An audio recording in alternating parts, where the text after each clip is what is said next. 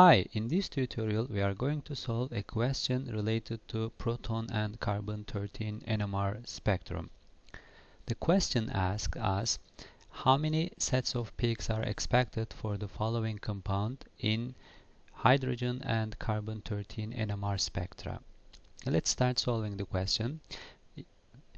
First of all, let's start with hydrogen NMR, and we need to use for hydrogen NMR on the left side structure, and let's do the carbon-13 solution on the right side of same structure. Okay, the first thing we need to do for this question, since the structure is given in skeletal structure, we have to identify the hydrogens or different hydrogens or equivalent or non-equivalent hydrogens. Let's place the hydrogens in this molecule. So basically we have here in this carbon we have two hydrogens. Let's draw them.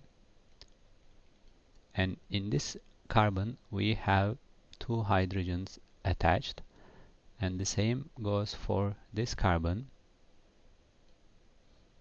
And on this methyl group we have three hydrogens,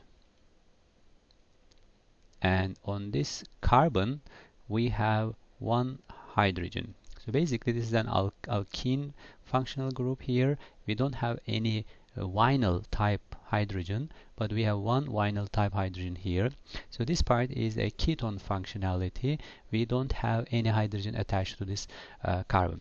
Okay, the next step for this this question, we have to identify whether each hydrogen, or we have to compare hydrogens, and we have to come up with the equivalent and non-equivalent hydrogen. Okay, the first thing, let's start from here, and I will label that part with another color. Let's say with blue color. So let's say this is A part. Okay, there are two hydrogens here, and are they equivalent? We have to check what kind of hydrogens they are, and then we can decide. If we change one of the hydrogen with another functionality or another element or another something, this is called the z-test, or you can replace with any other thing, but generally we can use deuterium. We can replace one of the hydrogen with deuterium. Then we can check whether we have a chiral center or not. If we have a chiral center, we can potentially call these two hydrogens enantiotopic hydrogens, assuming that we don't have any other real chiral center in the molecule.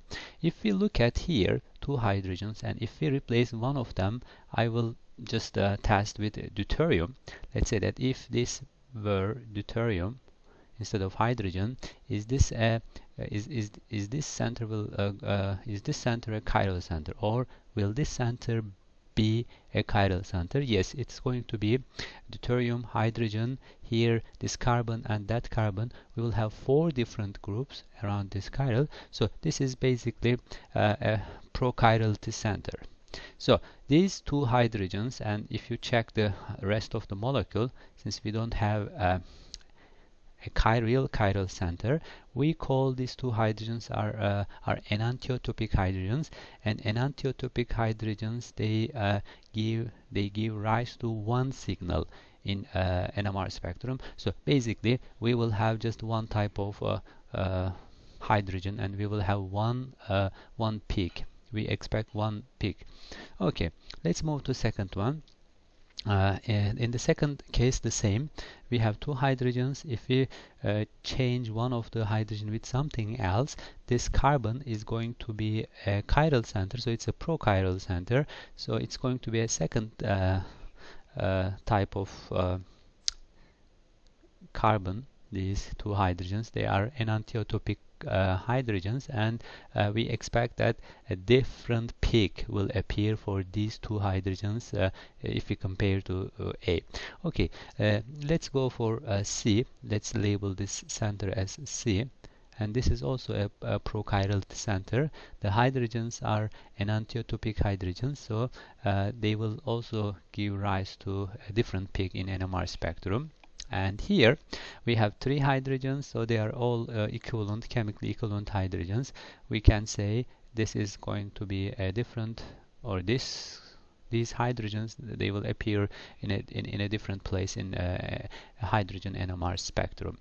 And let's go here. We have one vinyl type hydrogen, so it's going to be a different peak, or it will appear as a different peak in NMR spectrum. So in total, here we are going to have A, B, C, D, and E, 5 different peaks we are expecting for the proton NMR spectrum.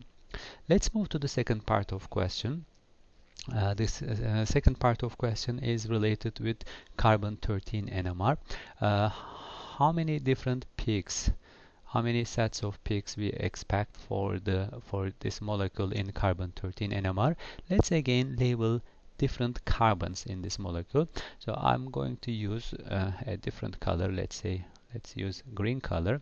So this carbon, which is a carbon-oxygen double bond carbon, or a carbonyl carbon of ketone functionality, it's going to be the first peak, let's say A, and this carbon is going to be B, and this is going to be C, because they are all different type of carbons. This is going to be D, this is going to be E, F, and this alkene carbon-carbon double bond, since they are chemically different environment, these two carbons, so it's going to be another this will appear as another peak in the spectrum, or expected to appear as another peak. Then we don't have any other carbon, so let's count 1, 2, 3, 4, 5, 6, 7. So 7 different types of carbon we have chemically. So we expect that we need to see 7 peaks in carbon-13 NMR. Thank you so much for watching this video.